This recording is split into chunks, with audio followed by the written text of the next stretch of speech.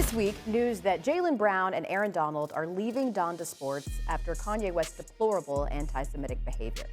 A reversal specifically for Brown, who on Monday stood firm in defending his affiliation, saying that West is clearly going through some adversity and needs help.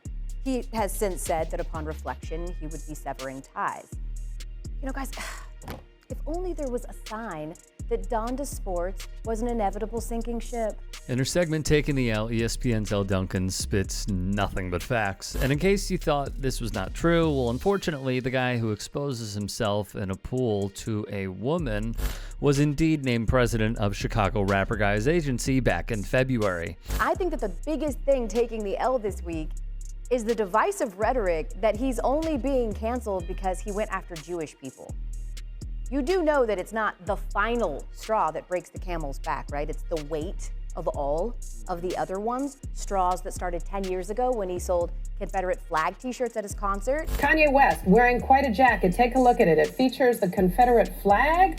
When 4 years ago, he slapped his ancestors in the face by saying that slavery was a choice. You hear about slavery for 400 years. For 400 years, that sounds like a choice. While he is currently exhibiting textbook abusive behavior surrounding his divorce. Other people's desire to maintain control, and particularly people in power, such as he is not entertainment.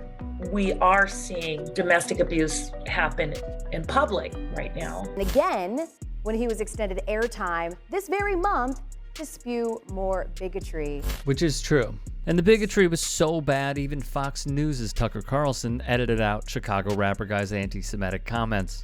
What you're seeing on your screen is unfortunately just a few examples of his anti-Semitism, which should and must be rejected by everyone, including those on the right, which has not happened.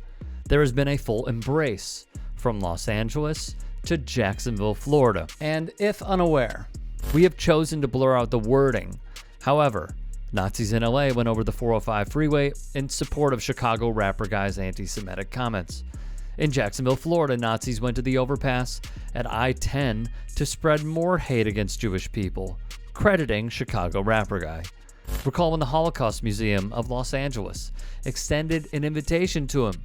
He aired the invite for all to see, publicly rejected it, and guess what happened?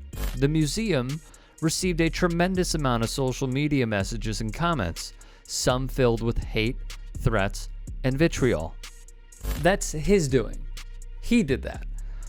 Noteworthy because it truly feels as though this has been lost in the news cycle. Those who were previously in business with the anti-Semite said he is obsessed by Hitler and once wanted to name an album after him.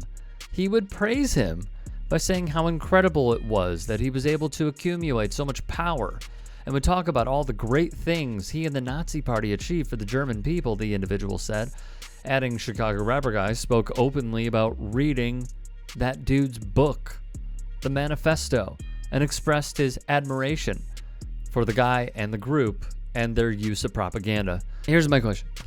Was the going too good that y'all didn't say anything and speak up years ago?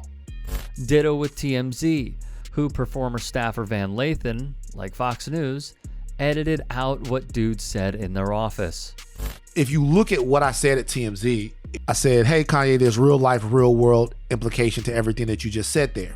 What I say after that, if I can remember, it's been a long time, was actually 12 million people actually died because of Nazism and Hitler and all of that stuff. Well, the 12 million people part is not in there because they took it out. And the reason why they took it out is because it wouldn't have made sense unless they kept in Kanye saying that he loved Hitler and the Nazis, which he said when he was at TMZ.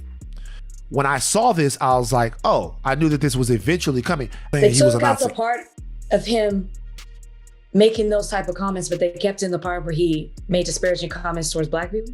Correct.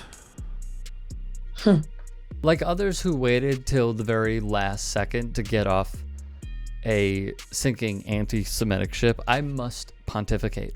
Why? What took so long? Why was this man worthy? Why was he deemed worthy of your gatekeeping? And I do understand the sensitive nature surrounding mental illness and especially how we approach those that we assume to be struggling with it. But hate crimes are at historic levels for all racial and religious minorities because words hold weight, especially hate speech. Kanye should have been deplatformed well before he started cosplaying as a Nazi, guys. Because how do you stop a fire from spreading? By depriving it of air.